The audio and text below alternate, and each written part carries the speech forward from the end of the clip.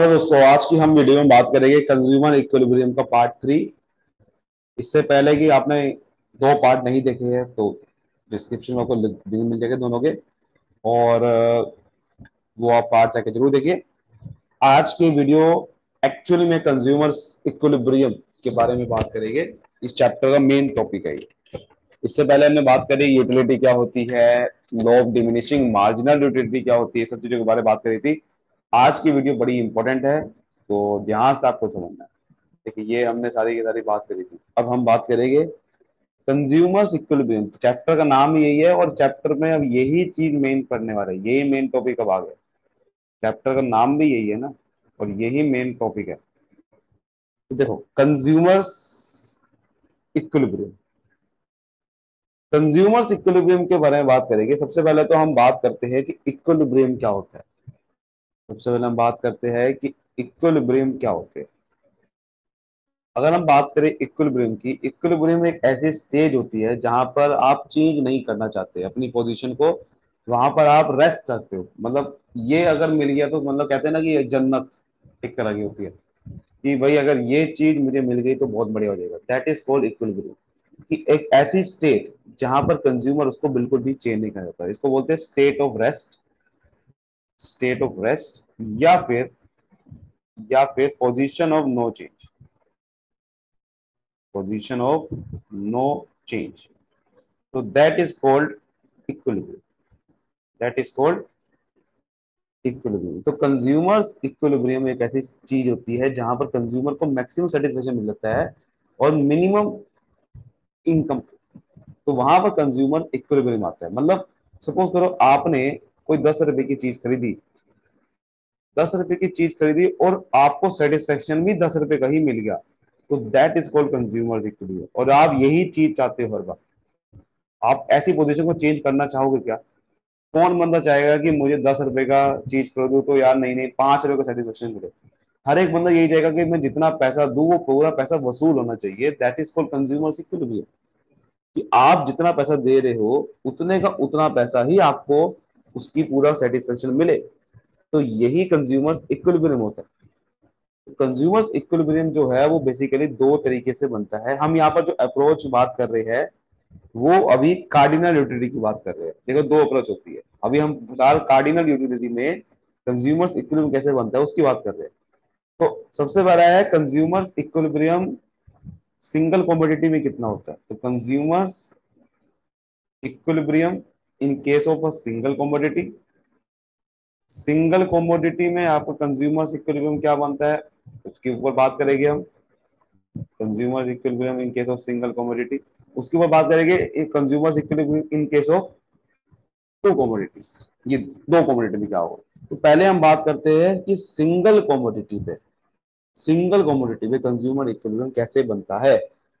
देखो single commodity का मतलब हो गया जैसे कि मैंने एक मान लेते हैं कि आइसक्रीम खरीदी है और आइसक्रीम मेरे को मिली मान लो 20 रुपए की।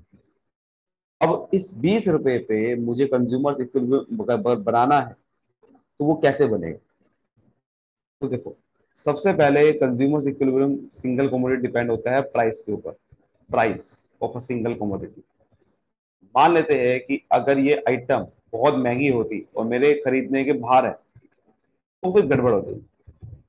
प्राइस डिपेंड करता है कि प्राइस कितना है उस आइटम का, यानी कि कंज्यूमर की, क्या कंज्यूमर खरीद भी सकता है कि नहीं खरीद सकता।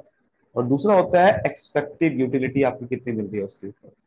एक्सपेक्टेड यूटिलिटी जिसको हम बोलते हैं मार्जिनल यूटिलिटी, कि अगर मैं खरीदूंगा तो उसको कितना सेटिस्फेक्शन मुझे मिलेगा। That is called marginal utility. और खरीदूंगा तो और कितना मिलेगा। मार्जिनल यूटिलिटी यही तो होती है ना कि एडिशनल सेटिस्फेक्शन कितना मिलेगा। पहली यूनिट पे मार्जिनल यूटिलिटी होती है और अगली यूनिट पे और कितना मिलेगा। तो ये दो चीजों पे डिपेंड करता है। और हम यहाँ पर जो मार्जिनल यूटिलिटी है उसको मनी के टर्म में मेजर कर रहे हैं। जैसे मैंने आपको पीछे बताया कि 10 रुपए का सेटिस्फेक्शन, 10 रुपए की चीज खरीदी 10 रुपए का ही अगर सेटिस्फेक्शन मिला, यानी कि 10 रुपए की यूटिलिटी मिल गई, तो यूटिलिटी को मैंने 10 रुपए रुपए के टर्म में मेजर कर दिया ना। यानी कि मैंने क्या करा कि एक यूटिल की वैल्यू 1 रुपए मान ली। तो अगर मैं कोई चीज 10 रुपए की खरीद रहा हूं तो ऑब्वियसली बात है 10 यूटिल मिलेगी ना। तो दैट इज कॉल्ड कि भाई मैंने यहाँ पर यूटिल की वैल्यू रुपए की टर्म में मान ली कि मैं एक यूटिल को 1 रुपए के बराबर मान रहा हूँ। तो अगर पूरा सेटिस्फेक्शन मिल रहा है 10 रुपए का ही, तो 10 यूटिलिटी मिल गई ना 10 रुपए की। तो मैं क्या करूंगा, अगर मुझे कन्वर्ट करना है, यानी कि मार्जिनल यूटिलिटी को कन्वर्ट करना है मुझे, अगर इन टर्म्स ऑफ मनी, मनी के टर्म में अगर पहले मुझे कन्वर्ट करना है, तो मैं पहले क्या करूंगा, मैं ये करूंगा कि मार्जिनल यूटिलिटी को पहले बताओ कि यूटिल के टर्म में कितना है, डिवाइड कर दूंगा मार्जिनल यूटिलिटी ऑफ 1 रुपी। इसको शॉर्ट फॉर्म में MUMB बोलते हैं, शॉर्ट फॉर्म में। मान लेते हैं कि आपकी मार्जिनल यूटिलिटी मिली, मान लेते हो 50 रुपए की, या सॉरी 50 यूटिलिटी की मिली। अब मुझे कन्वर्ट करना है कि एक आपके रुपए के टर्म में कितना है। अगर मैंने ये मार्जिनल यूटिलिटी 1 रुपए की मान ली, मान लो मार्जिनल यूटिलिटी 1 रुपी मान ली, 2 रुपए, यानी कि एक यूटिल पे 2 रुपए का सर्टिफिकेशन मिलता है, तो आपकी जो मार्जिनल मनी की टर्म में हो जाएगी ना, 25 रुपए की हो जाएगी फिर वो। इसका मतलब है कि अगर आपने कोई सामान मान लो 50 रुपए का खरीदा, और एक यूटिल की वैल्यू मैं मानो 2 रुपए, दैट इज कॉल्ड कि आपको 50 रुपए का सामान खरीदते हुए सेटिस्फेक्शन कितना मिलेगा, 25 रुपए का मिलेगा सिर्फ, क्योंकि एक यूटिल की वैल्यू 2 रुपए मानी हुई है आपने। तो इसका मतलब आपका 1 रुपए की वैल्यू आधी यूटिल के बराबर है। आप इसको ऐसे भी लिख सकते हो, 1 यूटिल 2 रुपए, या 1 रुपए की वैल्यू 1/यूटिल, मतलब एक आधी यूटिल के बराबर है।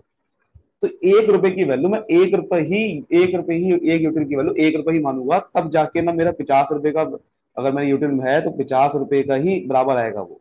तो इसलिए यही चीज हम करते हैं। तो जनरली हम क्या करेंगे, मार्जिनल यूटिल 1 रुपए को 1 रुपए के बराबर मानेंगे। तो ये दो चीजें हैं, दो डिपेंड करता है फैक्टर के ऊपर। आपसे पूछ सकते हैं कि भाई सिंगल कमोडिटी कंज्यूमर इक्विलिब्रियम पे दो फैक्टर पे डिपेंड करती है, प्राइस और मार्जिन यूटिलिटी। अब हम समझने वाले हैं कि इसकी कंडीशन क्या होगी। तो सबसे पहले कंडीशन की वो बात करते हैं।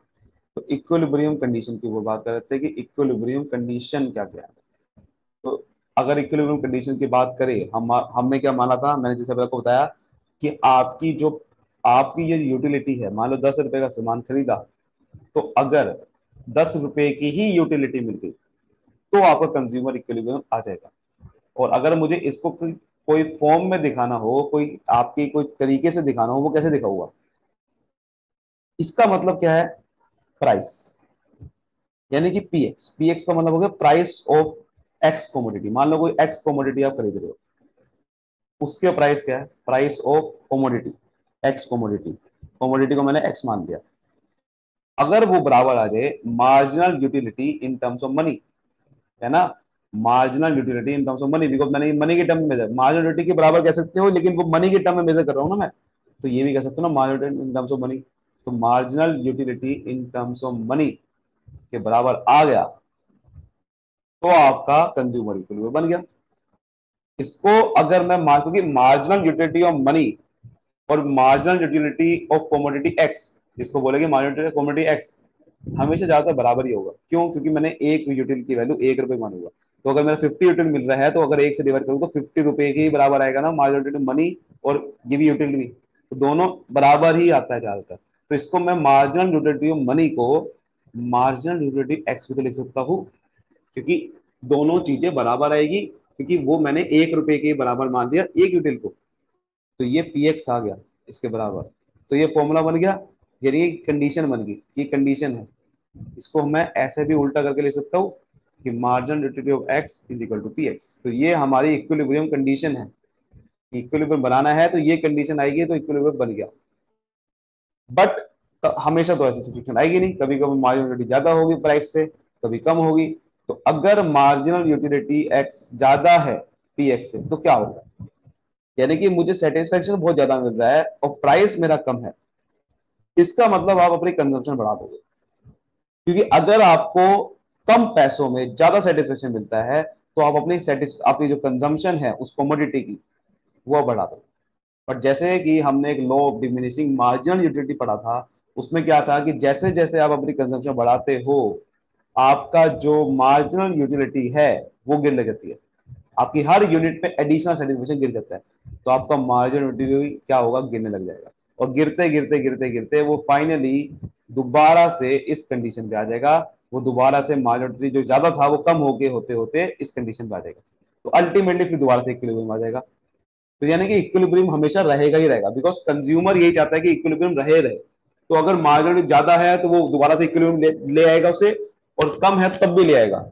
यानी कि अगर marginal utility if M U X कम है तो मार्जिनल यूटिलिटी कैसे बराबर आएगा? तो देखो बड़ा सिंपल है, अगर आपका प्राइस ज्यादा है, सेटिस्फेक्शन कम मिल रहा है, तो सामान को लेना छोड़ दोगे आप, क्योंकि आपको महंगा पड़ रहा है और सेटिस्फेक्शन मिल रहा, तो सामान छोड़ोगे मतलब क्या हो गया, उसका कंजम्पशन कम करना स्टार्ट कर दोगे।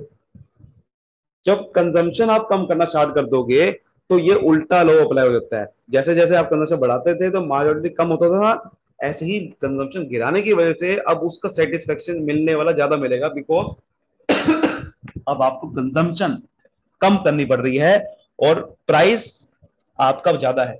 तो कंजम्पशन कम करने की वजह से वो सामान को लेने का और मन करेगा, बिकॉज अब आप उसको छोड़ रहे हो, सामान को छोड़ रहे हो, तो अब आपका जो पुराना पोजीशन है उस पर दोबारा लौटने की कोशिश करोगे, तो मार्जिनल यूटिलिटी धीरे धीरे बढ़ने लग जाएगा, बिकॉज अब आप उस सामान को लेना छोड़ रहे हो और वो पुरानी कंडीशन आ जाएगी आपके पास। तो ये लो बिल्कुल जैसे कि ऐसे अप्लाई होता ही होता है, बल्कि इसका उल्टा भी अप्लाई होता है। तो इसकी वजह से दोबारा से कंजम्पशन कम होगा तो मार्जिनलिटी धीरे धीरे क्या होगा, बढ़ रही है, तो बढ़ते बढ़ते किस पे आ जाएगी कंडीशन, दोबारा इस पे आ जाएगा। तो जैसे जैसे आप सामान को लेना छोड़ते हो तो उसमें मिलने वाला सेटिस्फेक्शन दोबारा बढ़ने लग जाता है, बिकॉज आप सामान को अब ज्यादा पसंद करोगे, क्योंकि आप उसको कंज्यूम ही नहीं कर रहे हो। लेकिन कंज्यूम करोगे तो उसका सेटिस्फेक्शन गिर जाता है, नहीं करोगे तो बढ़ जाएगा फिर। तो ये कंडीशन होती है। अब इसको थोड़ा सा टेबल के थ्रू बनाते हैं, जैसे कि हमेशा वो टेबल बनाते आ रहे थे। तो अगर मैं बात करूँ यूनिट्स, तो क्योंकि हम यहाँ पे एक्स मान रहे हैं, कम्युनिटी को क्या मान लिया, एक्स, तो आइसक्रीम में लिख देना। अगर मैं एक्स मान लू और इसको मान लेते हैं 1 2 3 4 5 कितनी कंज्यूम करी, फिर पी एक्स। पी एक्स क्या मान सकते हैं, मतलब प्राइस मान लेते हैं, प्राइस मैंने 10 मान लिया कि हर यूनिट पे प्राइस सेम रहेगा, बदल नहीं रहा है, बदलने लग जाए तो गड़बड़ हो जाएगी ना। प्राइस को सेम माना हुआ है हमने कि प्राइस 10 रुपए का ही है, चाहे मैं 10 रुपए चाहे 10 आइटम खरीदू या 5 खरीदू उसकी। मार्जिनल यूटिलिटी जैसे कि हम वो हमेशा मानते आ रहे थे, वो उतनी मानेगी। मतलब मार्जिनल यूटिलिटी कितनी मानेगी भाई, आप मान लो जैसे कि वो टेबल बना रहे थे हम कि पहले यूनिट पे 20 है, उसके बाद 16 मान लो, आप अपने हिसाब से मान सकते हो, लेकिन गिराना गिराना जरूर है। 20 16 10 मान लो, फिर 4 मान लो, फिर 0 मान लो, फिर एक बार नेगेटिव भी दिखाना है कि गिर जाती है जब। तो अब जैसे मर्जी मान सकते हो, लेकिन हम जनरली ये वाली लेते हैं। अब इसको मनी के टर्म में दिखाएंगे, क्योंकि हम मनी के टर्म में वैसे करते हैं मार्जिनल को। तो एम यू एम ये कैसे निकलेगा कि एक यूनिट की वैल्यू 1 रुपए, यानी कि मैंने जैसे बताया था तभी तभी मैं आपको कह रहा था कि ये इसके बराबर ही आएगा, बस मनी के टर्म में आएगा। तो 20 रुपए को 1 से डिवाइड कर दो तो 20 रुपए के बराबर आ गई यूटिलिटी। 16 को 1 से डिवाइड कर दो तो 16 रुपए के बराबर आ गई। तो देखो ये बराबर ही आएगा, इसलिए चाहे आप इक्विलिब्रियम कंडीशन में ये लिखो या ले लिखो, बात एक ही है। 10 रुपए को 1 से डिवाइड करोगे तो 10 रुपए आएगा, 4 रुपए को 1 से डिवाइड करोगे तो 4 रुपए आएगा, 0 को 1 से डिवाइड करोगे तो 0 ही आएगा। इसको अब रुपये की फॉर्म में लिखने की जरूरत नहीं है। -6 को 1 से डिवाइड करोगे तो -6 रुपीज ही आएगा। अब मुझे इनके बीच में डिफरेंस पता करना है कि डिफरेंस कितना है, क्योंकि इक्विलिब्रियम निकालना है। तो देखो डिफरेंस आपके सामने कितना है कि मुझे पहले यूनिट पे प्राइस मेरा कम है, यूटिलिटी ज्यादा मिल रही है, यानी कि मेरे को, मैं डिफरेंस कैसे निकालूंगा, M U X minus P X. Difference वैसे हमेशा पॉजिटिव या नेगेटिव में नहीं आता, बट इसमें हम क्या करेंगे, हम इसके अंदर डिफरेंस कैसे लेंगे कि हम ये दिखाना चाहिए कि मार्जिनल यूटिलिटी प्राइस से ज्यादा है या कम है। तो मार्जिनल यूटिलिटी को हम क्या, ये एम यू एम है, एम यू एम को माइनस करेंगे पी एक्स से। तो 20 से 10 माइनस करोगे कितना आता है, 10। 16 से 10 माइनस करके कितना आता है, 6। 10 से 10 माइनस करके कितना आता है, 0। फिर 4 मिल रही है और लेकिन प्राइस 10 है, तो मतलब कि मुझे यूटिलिटी कितनी मिल रही है, नेगेटिव में मिल रही है, पॉजिटिव में मिल रही है, नेगेटिव में, क्योंकि 10 रुपए का सामान खरीद रहा हूँ, 4 रुपए की मिल रही है। तो 4 माइनस 10 कितना होता है, -6। 0 माइनस 10 -10, -6 -10 -16। ये माइनस में से दिखा रहा है ताकि दिखा सके कि यूटिलिटी यहाँ नेगेटिव में जा रही है, मतलब प्राइस मेरा ज्यादा है, सेटिस्फेक्शन कम मिल रहा है, और यहाँ पर प्राइस ज्यादा था, सॉरी यूटिलिटी ज्यादा थी, सेटिस्फेक्शन कम मिल रहा है। लेकिन ये एक ऐसा पॉइंट है जीरो वाला, यहां पर प्राइस और यूटिलिटी बराबर आ गया, ये बराबर आ गया देखो, और इसकी वजह से यही आपका कंज्यूमर इक्विलिब्रियम बन जाता है कि जहां पर आपको पूरा को पूरा सेटिस्फेक्शन मिल गया कि जितना आपने प्राइस पे किया उतना मिल गया। लेकिन यहां पर आप देखोगे तो यहां पर आपका मार्जिनल यूटिलिटी ज्यादा है और प्राइस कम था, तो क्या होगा, कंजम्पशन बढ़ाएगा। देखो कंजम्पशन बढ़ाने की वजह से यूटिलिटी गिरने लग जाती है, और जब यूटिलिटी गिरने लग जाती है तो तभी वो दोबारा से इक्विलिब्रियम पे आ गया। यहां पर क्या होगा, यहां पर मार्जिनलिटी कम है, प्राइस ज्यादा था। यहां पर इस केस में क्या होगा कि यूटिलिटी उसकी बढ़ने लग जाएगी, बिकॉज वो कंजम्पशन गिराएगा। तो देखो पहले 6 पे इसकी यूटिलिटी -6 थी, जैसे उसने 5 करी तो 0 हो जाएगी, फिर 4 करेगा तो 4 हो जाएगी, मतलब बढ़ रही है। तो कंजम्पशन कम करने की वजह से ये मामला उल्टा अप्लाई हो जाता है, तो इसकी वजह से दोबारा से इक्विलिब्रियम पे आ जाएगा। तो हमेशा ये इक्विलिब्रियम पे ही आएगा, चाहे वो ये कंडीशन पे हो चाहे ये कंडीशन पे हो। तो इसलिए ये हमेशा कहते हैं कंज्यूमर इक्विलिब्रियम पे हमेशा आता ही आता है, इसलिए वो बोलते हैं पोजीशन ऑफ नो चेंज। इसका ग्राफिकली आप ड्रॉ जरूर करना, ग्राफिकली मैं आपको ऐसे ही बना के दिखा रहा हूँ फिलहाल, आपको अच्छे से ड्रॉ करना है। ठीक है, अच्छे से लाइन से भी आप ड्रॉ करोगे तो आपकी जो लाइन है कुछ इस तरह से आएगी। ठीक है, आपको सारे का सारा 1 2 3 सब कुछ ड्रॉ करना है अच्छे से। ये 5 पे आएगा कंज्यूमर इक्विलिब्रियम। यही आपका MU, यहाँ पर MU 0 है, इसको पॉइंट ऑफ स्टेटिटी बोलते हैं, मैक्सिमम सेटिस्फेक्शन बोलते हैं ना, ये तभी बोलते हैं, पॉइंट ऑफ स्टेटिटी बोलते हैं ऐसे। और ये प्राइस की लाइन ड्रॉ करनी है यहाँ से, जैसे कि यहाँ 4 आ गया, यहाँ पर 12 आ गई, यहाँ पर सारी की सारी आपने अच्छे से लिखना है बिल्कुल। प्राइस 10 था तो 10 की लाइन ऐसे सीधी ड्रॉ होगी, क्योंकि हर यूनिट पे प्राइस सेम है। तो प्राइस की लाइन ऐसे ड्रॉ होगी, तो देखिए ये जो पॉइंट कट करेगा ये 3 पे करेगा, और 3 पे ही क्या हो जाएगा, यही कंज्यूमर इक्विलिब्रियम बन जाएगा, कि जहां पर प्राइस आपका PX MUX के बराबर है। समझ आ गई बात? तो that is called consumer equilibrium. I hope आपको सब कुछ अच्छे से समझ में आ गया है। इसको लिखने का और भी तरीका होते हैं कंज्यूमर इक्विलिब्रियम पे, जो कि आपके एग्जाम में MCQ में भी आ सकते हैं। इसके कंज्यूमर इक्विलिब्रियम के लिखने के और भी तरीके हैं कंडीशन को, जैसे कि मैंने आपको बताया था कि MUX PX के बराबर है, आप चाहिए लिखो, या फिर आप ये भी लिख सकते हो MUM, या सॉरी MUM नहीं लिखना आपने, देखो ये मैंने कुछ बताया था ना MUM, ये ऐसे लिखना है, फिर MUX डिवाइड बाय MUM, ऐसे करके लिखना है। मतलब MUM का मतलब एक यूटिल की वैल्यू कितने रुपए मानी है, मैंने जैसे 1 रुपए मानी, इसको MUM बोलते हैं। तो उसको डिवाइड करके जो आएगी वो आपका मार्जिनल यूटिलिटी ऑफ मनी के टर्म में बोलते हैं, MU in terms of money, इसी को बोलते हैं। ठीक है, ये देखो जिस तरह से लिखा है ना, ये MU in terms of money, इसी को बोलते हैं। तो इस तरीके से लिखो, या फिर आप ऐसे लिखो सीधा MUX ही लिख दो, PX के बराबर है, बिकॉज ये और ये बराबर आएगा अगर मैं एक यूटिल की वैल्यू 1 रुपए मान लू। तो इसको कंडीशन को लिखने का ये भी तरीका है कि आप MUX लिखो, ठीक है, PX के बराबर है, या फिर आप ऐसे भी लिख सकते हो MUX PX, sorry MUM is equal to PX। इसको और शॉर्ट फॉर्म में लिखना है, आप PX को नीचे ले जाओ, इसको ऊपर ले जाओ, ऐसे लिख सकते हो MUX is equal to PX is equal to MUM। तो ये कई सारे तरीके हैं लिखने के। आई होप ये सब चीज समझ में। अब हम समझते हैं consumer equilibrium in case of two commodity.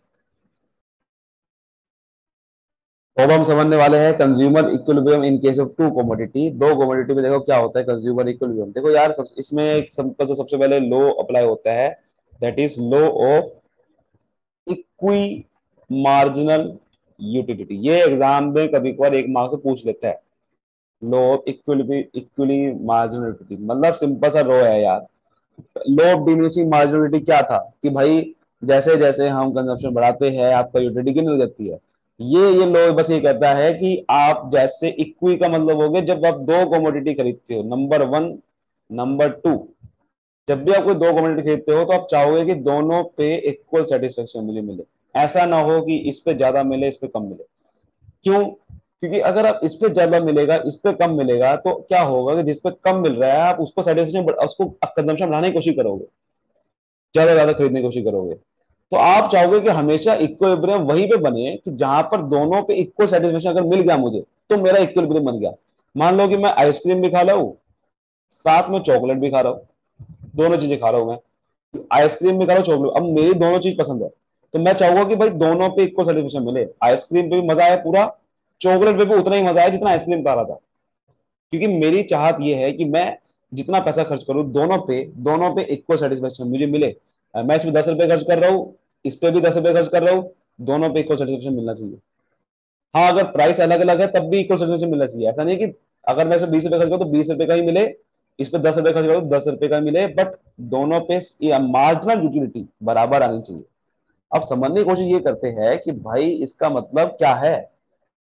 इसका मतलब क्या ये है कि भाई मेरा प्राइस सेम रहता है दोनों में? नहीं, देखो ध्यान समझना, पहले का मुझे बताओ, अगर मैं पहले यूनिट खरीद रहा हूं, पहले एक कॉमोडिटी खरीद रहा हूं, मान लो कि एक्स, ठीक है, तो वहां पर कंज्यूमर इक्विलिब्रियम कैसे बनता है? Consumer equilibrium in case of x commodity, मतलब ना भी हमने समझा पीछे कि भाई अगर एक्स कॉमोडिटी खरीद रहा है वो सिंगल, तो कंज्यूमर्स इक्विलिब्रियम कैसे बनता है?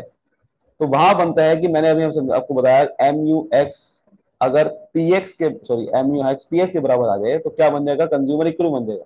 या फिर दूसरी कंडीशन क्या लिखने की, एम यू एक्स को एम यू एम के डिवाइड कर दो, इन टर्म्स ऑफ मनी बना दू, तो फिर भी इक्विलिब्रियम आ जाता है।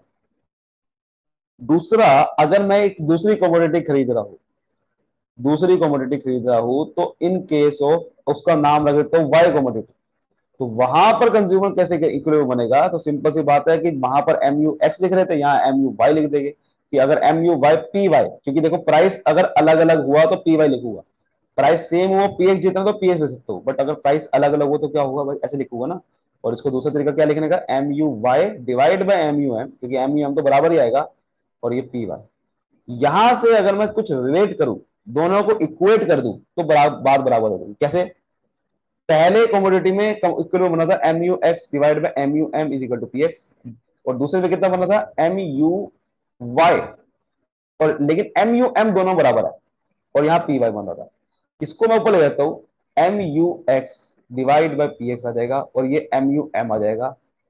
इसको भी ऊपर ले जाता हूं, एम यू वाई आ जाएगा, ये पी वाई नीचे चल जाएगा, और एम यू एम आ जाएगा। यानी कि एम यू एम इसके भी बराबर है, एम यू एम इसके भी बराबर है। इसका मतलब थोड़ी बहुत अगर मैथ जानते हो आप, तो आपको समझ में आ रहा होगा कि एम यू एम दोनों के बराबर है, तो क्या मैं ऐसे नहीं लिख सकता कि एम यू एक्स इसके, एम यू एम इसके भी बराबर है, equal to M U Y P Y के भी बराबर है? इसका मतलब हमें समझ में आ रहा है कि ये दोनों बराबर नहीं हो गए, कि जब ये इसके भी बराबर है और जब ये इसके बराबर है, तो ऑब्वियस ही बात है कि ये दोनों भी बराबर आ जाएंगे, क्योंकि देखो इस तरह से लिख सकता हूं मैं इसको। तो इसका मतलब जब हमने इक्वेट कर दिया तो ये दोनों बराबर आ गए, और इसी को कंज्यूमर इक्विलिब्रियम यहां पर बन जाएगा आपका। यही कंज्यूमर इक्विलिब्रियम होता है।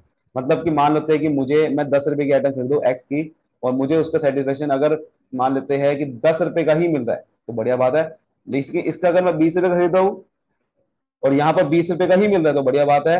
लेकिन ये दोनों बराबर नहीं आना चाहिए, दोनों बराबर ही आना चाहिए। अगर दोनों बराबर नहीं आएंगे तो कंज्यूमर इक्विलिब्रियम नहीं बनेगा। यानी कि अगर मुझे इसका 20 का मिल रहा है और इसका 10 का मिल रहा है, तो गड़बड़ हो जाएगी। इसके मुझे क्या करना पड़ेगा, बराबर लाना पड़ेगा। तो बराबर आ गया, देखो बराबर पहले से ही है, कट कट के वन की one is equal to one आ गया। तो यही कह रहा है वो कि दोनों पे इक्वल सेटिस्फेक्शन, ये दोनों बराबर आना चाहिए, तब जाके कंज्यूमर इक्वल बनेगा। तो कंज्यूमर इक्वल कैसे बनेगा? दो कमोडिटी केस में कि कंज्यूमर दो कमोडिटी खरीदे और उसके रेस्पेक्टिव प्राइसेस के साथ साथ दोनों इक्वल आ गए।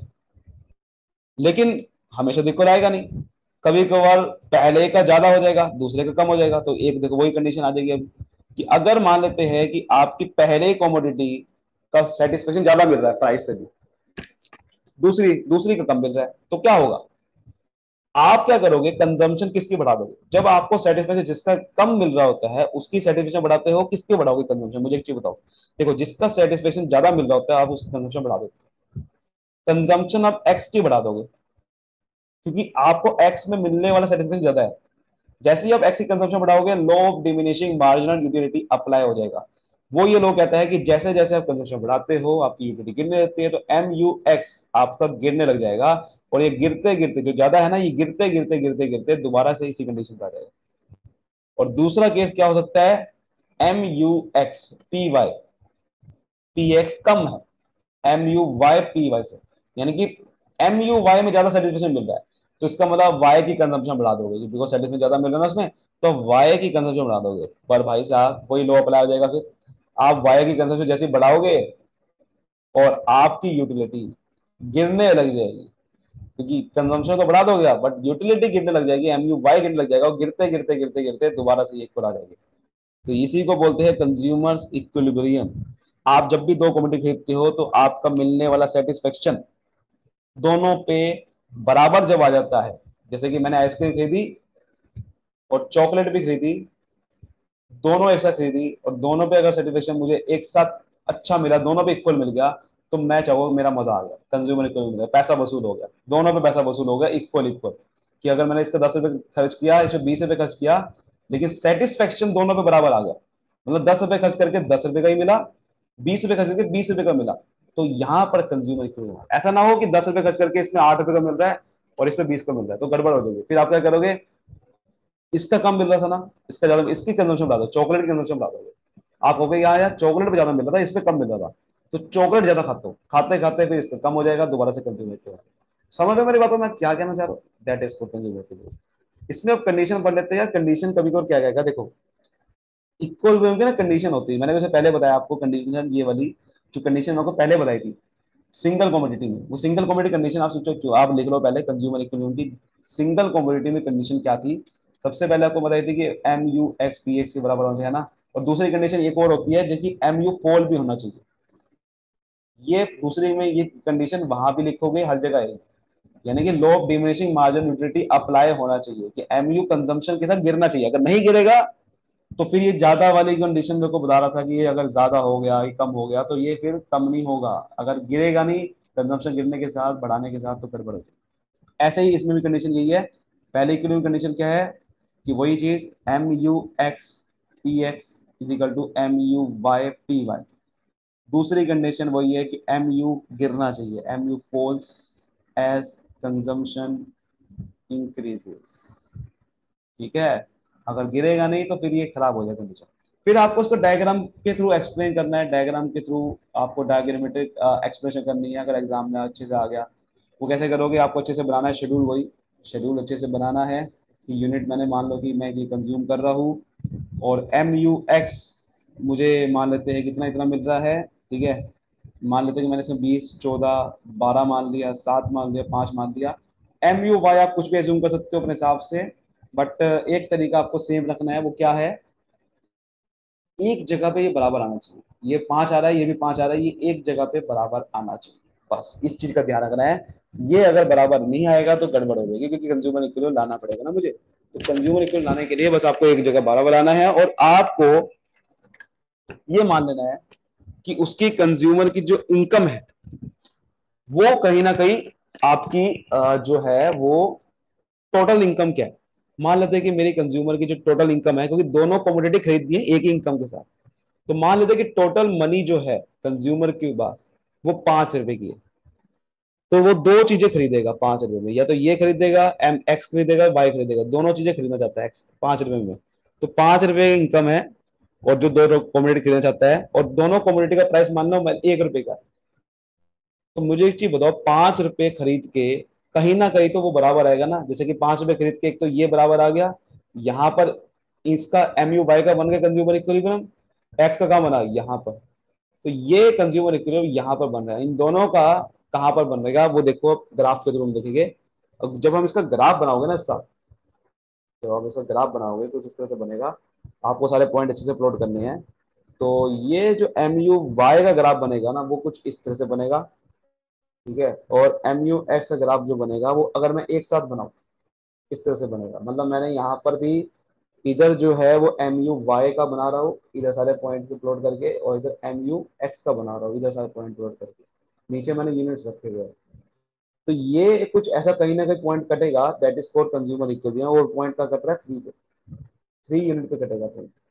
3 यूनिट पे कटेगा क्यों, क्योंकि 3 यूनिट एक ऐसी यूनिट है जहां पर देखो क्या होगा कि ये कहीं ना कहीं आपके बराबर आ जाएगा, कि 5 रुपए खर्च करके दोनों पे सेटिस्फेक्शन जहां पर इक्वल मिल रहा है वो 5 रुपए होगा। तो दैट इज कॉल्ड, मतलब एक ऐसे यूनिट है जहां पर देखो 3 रुपये क्या है कि ये 12 रुपए, ये इसका आपको देखो 12 यूनिट का सेटिस्फेक्शन मिल रहा है, इसमें 8 का मिल रहा है, बट पैसे मेरे खर्च करके मेरा यहाँ पर बराबर आ रहा है, इसलिए चक्कर में ही आ रहा है देखो। तो यहाँ पर आपको समझने वाली बात ये है कि कंज्यूमर जो है सेटिस्फेक्शन को मिलेगा वो पूरा यहाँ पर मिलेगा। ठीक है, अच्छा यहाँ पर एक बात समझने वाली है कि यहाँ पर एक ना बहुत जबरदस्त तरीके से कॉम्बिनेशन आता है, जिससे आपको समझ में आएगा ये कैसे बन रहा है। देखो इसमें टू रीच इक्विलिब्रियम, इसमें बहुत इंपॉर्टेंट कंडीशन है जो कि एग्जाम में पूछी जा सकती है। टू रीच इक्विलिब्रियम कंज्यूमर क्या करता है, यहाँ पर दो चीजें करता है। Consumer should purchase the combination of, combination करता है वो परचेज। तो combination, consumer should purchase combination, combination किसका, दो गुड्स का कैसे बनाता है वो, वो इस तरह से बनाता है कि कहीं ना कहीं, पहला कंडीशन देखो ध्यान से, पहली कंडीशन है कि कहीं ना कहीं लास्ट रुपी जो स्पेंड करेगा, एमयू ऑफ लास्ट रुपी, कि आखिरी मैं पैसा जब स्पेंड करूं दोनों पे सेम मिलना चाहिए satisfaction. MU of last rupee spent on each commodity, हर एक कॉमोडिटी पे अगर मैं दोनों कॉमोडिटी पे अगर मैं स्पेंड कर रहा हूं पैसा, आखिरी पे तो मुझे सेम मिलना चाहिए सेटिस्फेक्शन, एमयू सेम आना चाहिए। वो ये कहता है कि आखिरी यूनिट पे मैं पैसा स्पेंड कर रहा हूँ लास्ट रुपी, मतलब कि आखिरी यूनिट मान लो कि मेरे, मतलब मैक्सिमम देखो, जैसे उसमें मैंने 5 माना था ना कि 5 रुपए है इसके पास, अब वो 5 रुपए है तो भैया 5 रुपए में वो दो चीजें खरीद सकता है। देखो या तो वो सारी की सारी 5 रुपए में एक्स खरीद ले, या तो सारी सारी वाई खरीद ले, बट ऐसा करेगा नहीं, दोनों कॉम्बिनेशन बनाना है। दोनों कॉम्बिनेशन कब बनेगा कि जब वो 3 खरीदेगा और जब इसकी भी 3 खरीदेगा, या कितनी खरीदेगा मुझे बताओ, इसकी 3 खरीदेगा इसकी 2 खरीदेगा तो 5 रुपए आ गया, है ना। या इसकी 2 खरीदेगा इसकी 3 खरीदेगा तो भी नहीं बनेगा। तो सेटिस्फेक्शन कब आएगा इसका, जब इसकी 2.5 खरीदे इसकी भी 2.5 खरीदे तब बनेगा, बट 2.5 तो खरीद नहीं सकता। तो वो लास्ट रुपी कह रहा है कि जब स्पेंड करे वो कॉमोडिटी में सेम आना चाहिए। तो दूसरी कंडीशन आपको बताइए, MU falls as consumption increases, MU गिरना चाहिए, गिरेगा नहीं तो भैया फिर अगर वो ज्यादा आ गया वो गिरेगा नहीं तो गड़बड़ हो जाएगी ना। ये तो हर जगह कंडीशन आएगी। ये कंडीशन समझते हैं कि एमयू कहां पर आएगा। देखो ये ई पॉइंट कहां पर बनेगा, मेरे पास ध्यान से बनना, जब कंज्यूमर 3 यूनिट बाय करेगा एक्स की एंड 2 यूनिट बाय करेगा वाई की, ये कंज्यूमर इक्विलिब्रियम बनेगा। अब सोचोगे कैसे, देखो कैसे बनेगा, क्योंकि देखो एमयू ऑफ लास्ट रुपी, आपने जो एमयू स्पेंड किया लास्ट रुपी का किस पे, एक्स पे, वो कितना किया, एमयू जो स्पेंड किया, एमयू आपको कितना मिला लास्ट रुपी पे, 5 रुपए मिला ना। एमयू जो लास्ट रुपये मिला फिफ्थ रुपी मिला, और यहां पर एमयू लास्ट रुपये में कितना मिला, 3। ठीक है, तो यहां पर आपको 3 मिला।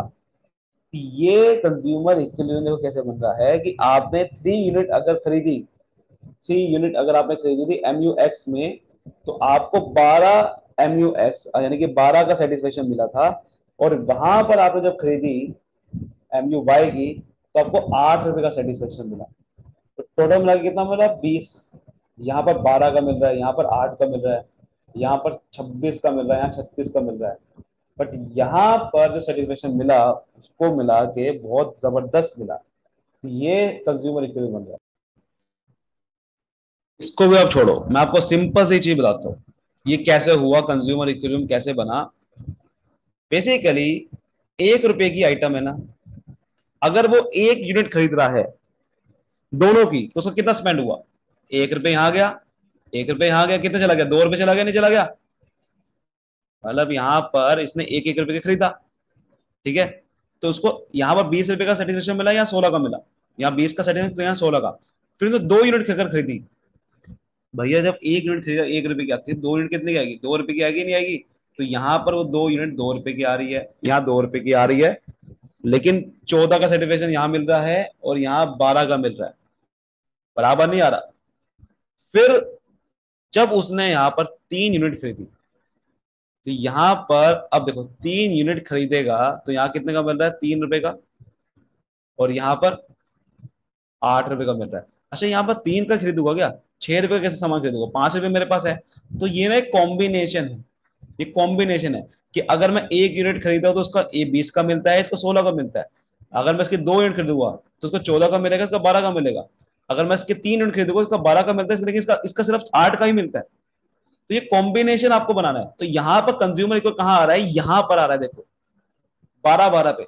मतलब अगर मैं खरीदू 3 यूनिट एक्स की और अगर मैं खरीदू 2 यूनिट वाई की, तो देखो 5 रुपए स्पेंड हो गए मेरे पास, 5 रुपए। यही तो कह रहा है कि लास्ट रुपी स्पेंड, क्या कंडीशन बताई मैंने आपको, लास्ट रुपी स्पेंड, मतलब सारा का सारा पैसा खर्च हो जाना चाहिए और सेटिस्फेक्शन दोनों को बराबर मिलना चाहिए। तो देखो 5 रुपए है, अगर मैं इस पर 3 रुपए खर्च करूं और इस पर 2 रुपए खर्च करूं, तो 3 रुपए खर्च करके देखो इसका 12 का मिल रहा है सेटिस्फेक्शन, इसका भी 2 यूनिट पे ही 12 का मिल गया, तो कंज्यूमर इक्विलिब्रियम आ गया। इसीलिए ये 3 रुपए देखो आ रहा है, समझ आएगी बात। इसलिए ये 3 पे आएगा। बाकी इसका ग्राफ अच्छे से आप ड्रॉ करोगे, ठीक है। दोनों पॉइंट को यहाँ प्लॉट करना है, यहाँ एमयू वाई के प्लॉट कर देने हैं, और इस यूनिट को मान लेना है कि भाई ये इधर इस तरफ आपने बढ़ना है तो एक्स की तरफ बढ़ना है, एक्स को यूनिट माना हुआ है, और इस तरफ बढ़ना है तो आपको वाई की तरफ बढ़ना है यूनिट को। समझ आ रही बात? अगर आप वाई के पॉइंट प्लॉट करोगे तो आपको क्या करना है, वाई के पॉइंट को थोड़ा सा इस तरह से देना है आपको। देखो एक्स के मैंने यहां बना लिए, और वाई के भी बनाना है। वाई के कैसे बनाना है? इस तरह से 1, ठीक है। वाई के आपको बनाना है इस तरह से कि 1 2 3 4 5, वाई के पॉइंट ऐसे प्लॉट कर देने। तो बात समझ में आ रही है? बेसिकली लास्ट रुपये ये आपको कॉम्बिनेशन है कि अगर 5 रुपए स्पेंड करूँ तो 3 रुपए इसका करूँ, 2 रुपए इसका करूँ, तो देखो सर्टिफिकेशन यहाँ पर बराबर मिल गया। यहाँ नहीं मिल रहा है क्योंकि यहाँ पर मेरे पैसे नहीं है इतने। यहाँ पर मुझे 5 यूनिट 5 रुपए खर्च करने पड़ेंगे, किस पे? सिर्फ एक्स पे।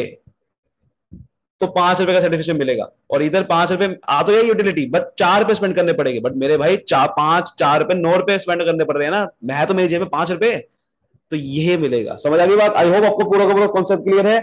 मिलते हैं फिर अगले वीडियो में। Bye bye, thank you so much, all the best.